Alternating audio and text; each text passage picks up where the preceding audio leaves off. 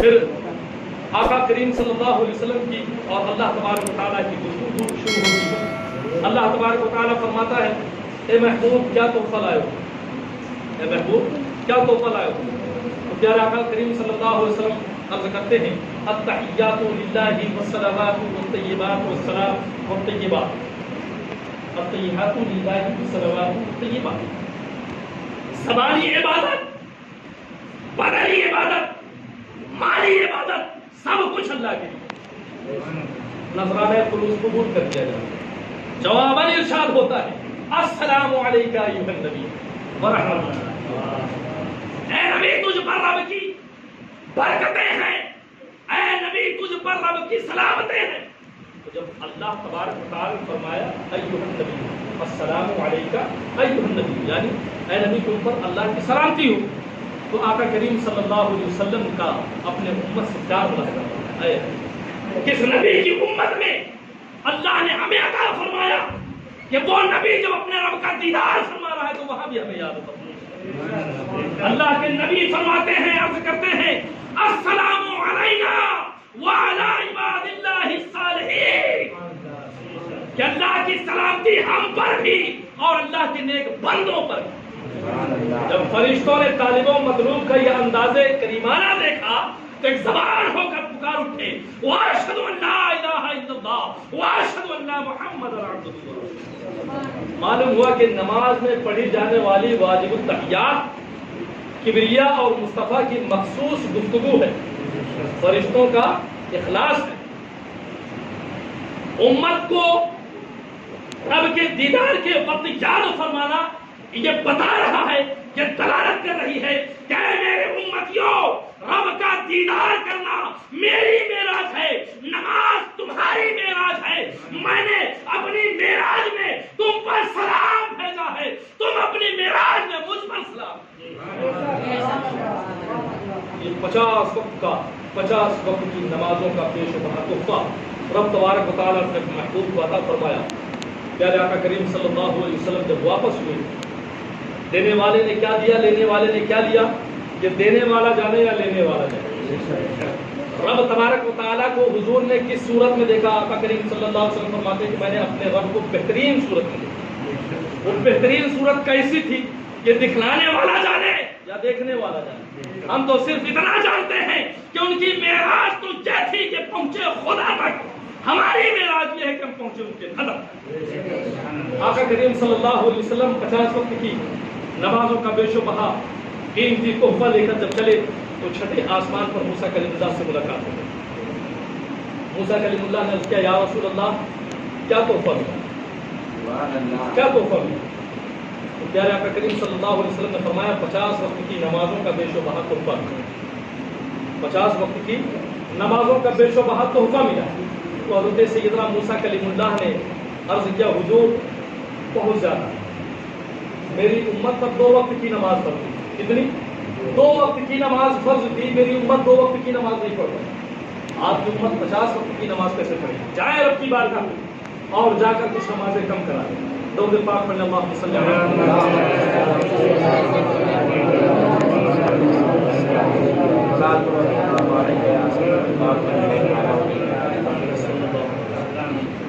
جائیں کچھ نمازیں کم کرا. پیارے آقا کریم صلی اللہ علیہ وسلم واپس رب کی بارگاہ میں, یا پروردگار اے اللہ میری امت بہت کمزور ہے, نحیف ہے, ضعیف ہے, وہ 50 وقت کی نمازیں نہ پڑھ پائے گی, پروردگار ان میں سے کچھ کم کر. اللہ نے کہا جاؤ محبوب 5 نمازیں کم کر. 45 بچے, پھر 45 لے کر آئے موسیٰ کلیم اللہ نے عرض کیا یا رسول اللہ کتنی بچی؟ کہا 45. کا آدمی زیادہ ہے, جائیں اور کم کام.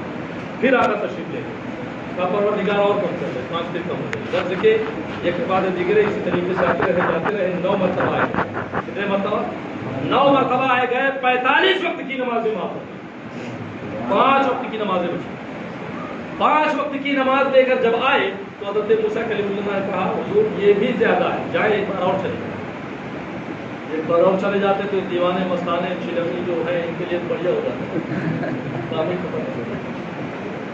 تو آقا کریم صلی اللہ علیہ وسلم نے فرمایا کہ موسیٰ کلیم اللہ اب نماز کم کرانے کی غرض سے رب کی بارگاہ میں مجھے جانے سے بھایا محسوس ہوا. بس یہ 5 ہی نماز رہے گی، میری امت 5 ہی پڑھے گی۔ اللہ تبارک و تعالیٰ فرماتا ہے محبوب آپ کی امت 5 وقت کی نماز پڑھے گی، ہم اس میں 0 لگا دیں گے، ثواب اسے 50 وقت کی پڑھو تو صحیح، 5 تو پڑھو تمہیں 50 کا ثواب ملے گا۔ مگر آج ہمارا معاملہ یہ کہ نماز پڑھتے ہیں، دوری بنائے ہوئے نمازوں سے، نماز کی پابندی کریں۔ بہرحال آقا کریم صلی اللہ علیہ وسلم، اچھا کچھ لوگ یہاں ایک اور نقطہ دیتے چلتا ہے، کچھ لوگ اعتراض کرتے ہیں کہ حضور صلی اللہ علیہ وسلم کو علم غیب نہیں تھا۔ اگر علم غیب ہوتا تو حضور کو معلوم ہوتا کہ اللہ تبارک و تعالیٰ 50 نمازیں دے رہا ہے، لاسٹ میں 5 ہی تو بچنی ہے۔ علم غیب ہوتا تو معلوم ہوتا کہ 5 نماز بچنی ہے، تو یہ بار بار آنے جانے کا چکر کیوں؟ 45 اکٹھا ہی کم کر دیتا رب تبارک و تعالیٰ، 5 ہی نہیں کیا جاتا۔ مطلب اس کا یہ کہ حضور کو علم غیب نہیں تھا۔ تو اے اعتراض کرنے والے، جو تو اعتراض حضور پر کر رہا، وہی اعتراض تو رب پر بھی ہوگا، نہیں ہوگا؟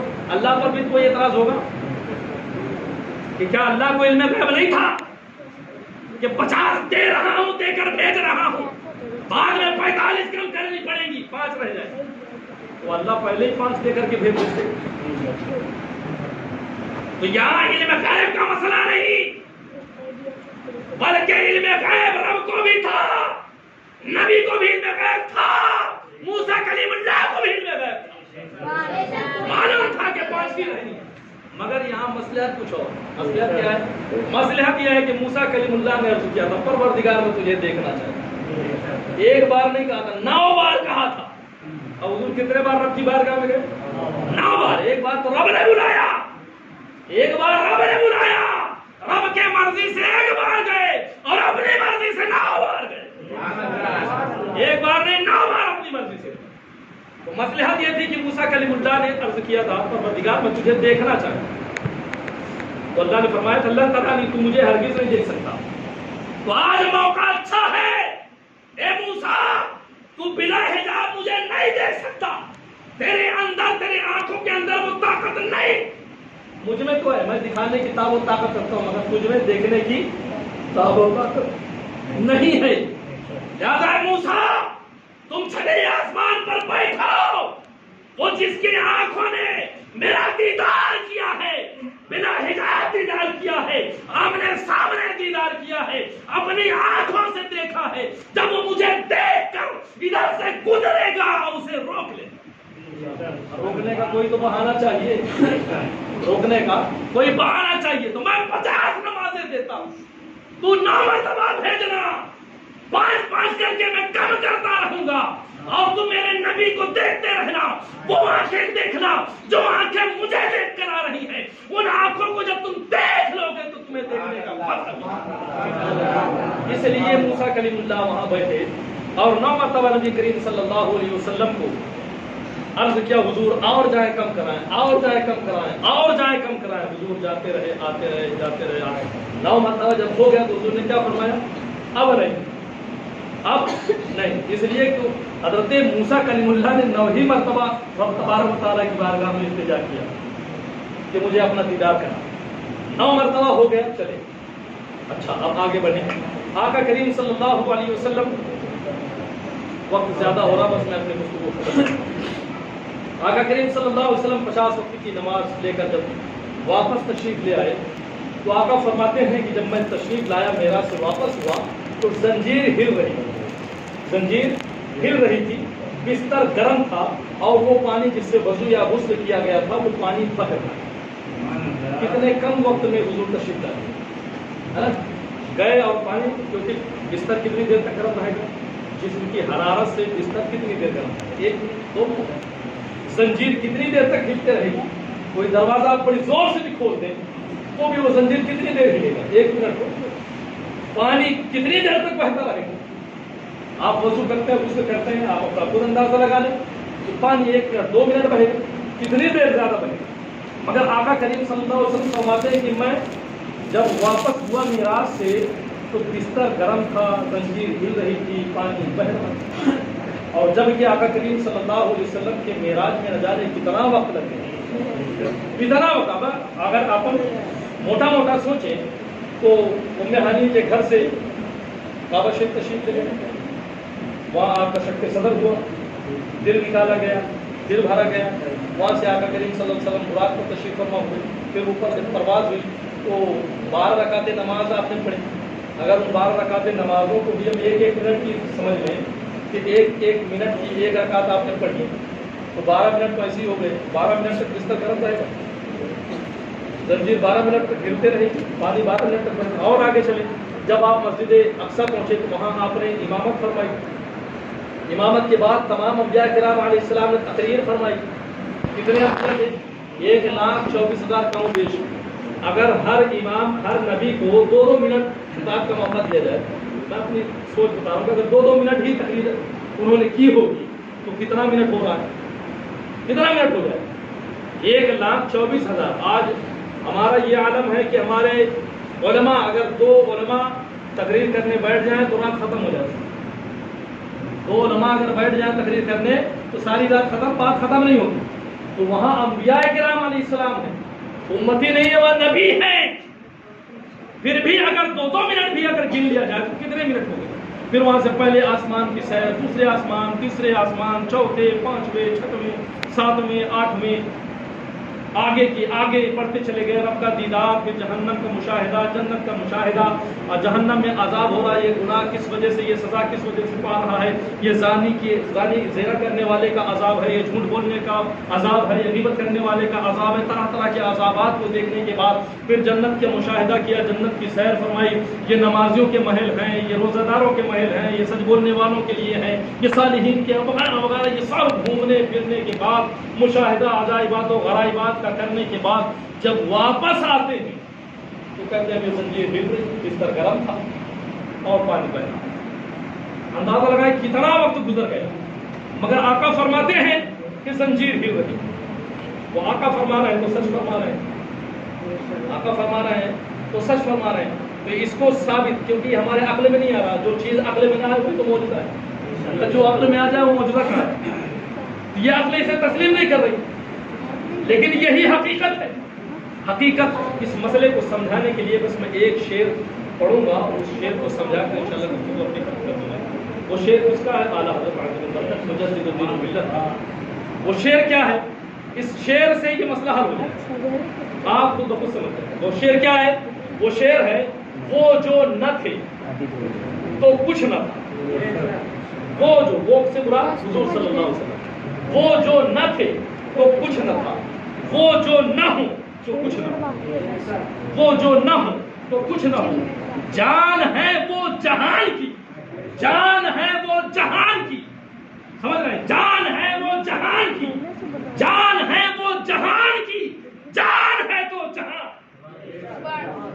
جان ہے وہ جہان. جہان کی جان کون ہے؟ آقا کریم صلی اللہ علیہ وسلم. جانے کائنات کون ہے؟ روح کائنات کون ہے؟ ہمارے آقا. جانے کائنات ہمارے آقا حضور جانے کائنات ہے. اور معراج کی شب جب یہ جان اس جہان سے یہ جان جب اس جہان کی طرف چلی تو اس جہان کی جان نکل گئی، اور جب اس جہان کی جان نکل گئی تو سب ساکن ہو گئے، سب ساکن ہو گئے. مثال تو تقریر کر رہا ہوں، تقریر کرتے کرتے مجھے موت آ جائے، میں کہوں اللہ اللہ کہا اور موت آ گئی، جان میری نکل گئی، جان نکل گئی. تو میں آگے کہہ پاؤں کیا نے فرمایا؟ نہیں کہہ پاؤں. جب جان دوبارہ آئے گی تو میں کہوں گا نے فرمایا. پہلے کہا تھا اللہ، جان نکل گئی، چپ، اور جیسے جان واپس آئی کہوں گا نے فرمایا. کھانا کھا رہے، نوالا اٹھایا، منہ تک نوالا گیا تھا، جان نکل گئی، جان نکل گئی. وہ نوالا منہ کے اندر جائے گا؟ نہیں جائے، وہی رک جائے.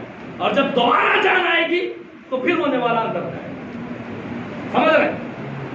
جان ہے وہ جہان کی، یہی تو میں کہنا چاہ رہا ہوں، یہی سمجھانا چاہ رہا ہوں. جان ہے وہ جہان کی، جہان کی جان جب اس جہان سے چلی اس جہان کے لیے تو اس جہان کی جان نکل گئی. اب اس جہان میں سورج بھی ہے، اس جہان میں چاند بھی ہے، اس جہان میں پیڑ بھی ہے، اس جہان میں پودے بھی ہیں، اس جہان میں پہاڑ بھی ہے، اس جہان میں انسان بھی ہے، اس جہان میں جنات بھی ہیں، اس جہان میں زمین بھی ہے، اس جہان میں ہوا بھی ہے، اس جہان میں زنجیر بھی ہے، اس جہان میں جان نکل گئی، اس جہان سے جان گئی تو زنجیر کی جان نکل گئی، سورج کی جان نکل گئی، ہوا کی جان نکل گئی، پانی کی جان نکل گئی، زنجیر بڑھ رہی تھی، چل رہی تھی، ادھر سے ادھر، ادھر سے ادھر، ادھر سے ادھر، جان نکلی، ایک سائڈ اٹک ٹھہر گئی، جان نکل گئی، رک گئی، بستر گرم تھا، ہوا چلتی تو بستر ٹھنڈا ہو جاتا، ہوا کی جان نکل گئی، ہوا بھی تو کائنات میں، ہوا کی جان نکلی، بستر یوں ہی گرم، پانی بھی تو کائنات میں ہے، پانی بھی تو اس جہان میں ہے، پانی بہ رہا تھا، اس پانی کی جان جب اس جہان سے نکلی تو پانی کی بھی جان نکلی، پانی ٹھہر گیا، سب ٹھہر گئے، سو رہا تھا جو سوتا رہا، جان نکل گئی، سوتا رہا، رکوع کی حالت میں تھا، جان نکل گئی، رکوع میں پڑا، سجدے کی حالت میں تھا انسان، جان نکل گئی، سجدے میں پڑا، کب تک پڑا؟ جب تک رب تبارک و تعالیٰ کو منظور تھا، اپنے محبوب کو سیر کراتا رہا، اپنے محبوب کو دیدار کراتا رہا، جب تک اسے منظور تھا، اپنے محبوب سے ہم کلام ہوتا رہا، اور جب میرا محبوب واپس تشریف لایا اس جہان میں، جیسے ہی واپس تشریف لائے تو جہان کی جان آ گئی، اور جب جان آ گئی تو زنجیر میں بھی جان آ گئی، پانی میں بھی جان آ گیا، ہوا میں بھی جان آ گئی، اور جب ہوا میں جان آئی تو ہوا بہنے لگی، اور جب زنجیر میں جان آئی تو زنجیر چلنے لگی، پانی میں جب جان آیا تو پانی بہنے لگی۔ یہ وجہ تھی کہ تھوڑا سا جو بتایا جاتا ہے وہ وقت تھوڑا سا اس لیے ہے کہ جب حضور اس جہان سے اس جہان میں گئے تو اس جہان کی جان ہی ختم ہوئی، جان نکل گئی، تو جان جب نکل گئی انسان کو مردہ ہو گیا، یہ ہاتھ حرکت کر رہا، میری جان نکل جائے یہ حرکت کرے نہیں کرے گا، جب جان واپس آئے گی تب یہ حرکت کرے گی۔ یہی معاملہ ہے کہ حضور نبی کریم صلی اللہ علیہ وسلم جب اس جہان سے اس جہان میں نکل گئے تو اس جہان کی جان نکل گئی، اس لیے کہ اعلیٰ حضرت نے کیا خوب بہترین انداز میں سمجھا دیا، ایک شعر میں، جان ہے وہ جہان، جان ہے تو جہان، جان ہے تو جہان کو کچھ نہیں۔ بہرحال بہت زیادہ ہو گیا، اسی پر میں ختم کرتا ہوں، وآخر دعوانا الحمدللہ رب العالمین۔ پہلے سننے میں اگر مجھ سے کوئی ہماری لغزش یا کوتاہی ہو گئی ہو، غلطی ہو گئی ہو، میں رب کی بارگاہ میں توبہ کرتا ہوں، استغفر اللہ ربی من ذنب واتوب الیہ، لا الہ الا اللہ محمد رسول اللہ، وآخر دعوانا الحمدللہ رب العالمین۔ کھڑے ہو جائیں، سلام